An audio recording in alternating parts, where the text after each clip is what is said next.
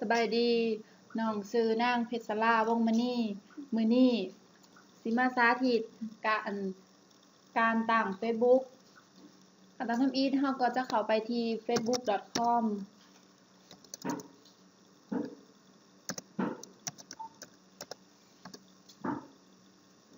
จากนั้นก็จะได้หน้าตาแบบนี้ขึ้นมา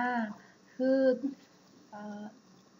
จะเขียนบอกว่าสร้างบัญชีผู้ใช้ใหม่จากนั้นเราก็สมัครโดยการใส่ชื่อนามสกุลหมายเลขโทรศัพท์หรืออีเมลและใส่รหัสผ่าน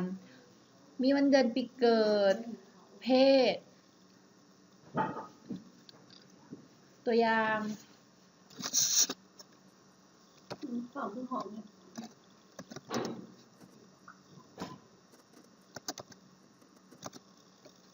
ที่ทำให้ชาติมันลงไป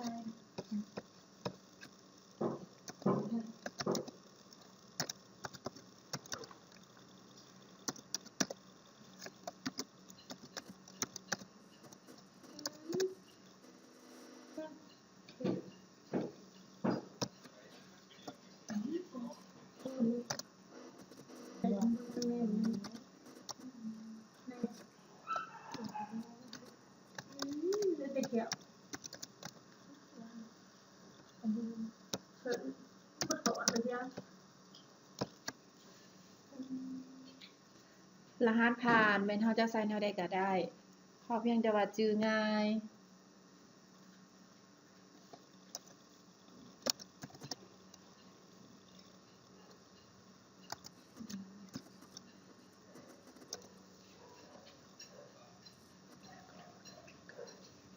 แล้วก็มาใส่วันเดือน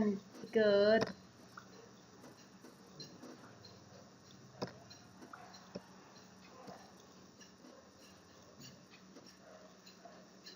ใส่เพศ หลังจากนั้นก็กดสร้างบัญชีผู้ใช้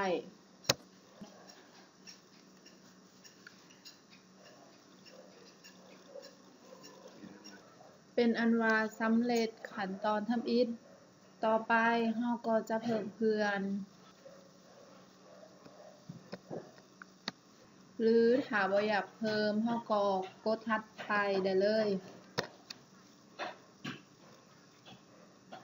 แล้วก็กดถัดไปอีก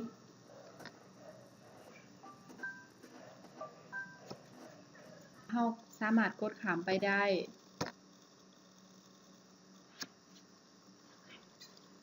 หลังจากนั้นก็เป็นขั้นตอนการยืนยันอีเมล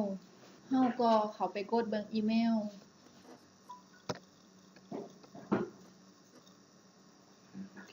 แล้วก็คลิกเข้าไปในหัวข้อ Facebook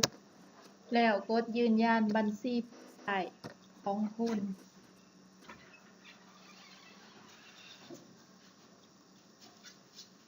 เป็นอันว่าสำเร็จขอขอบใจ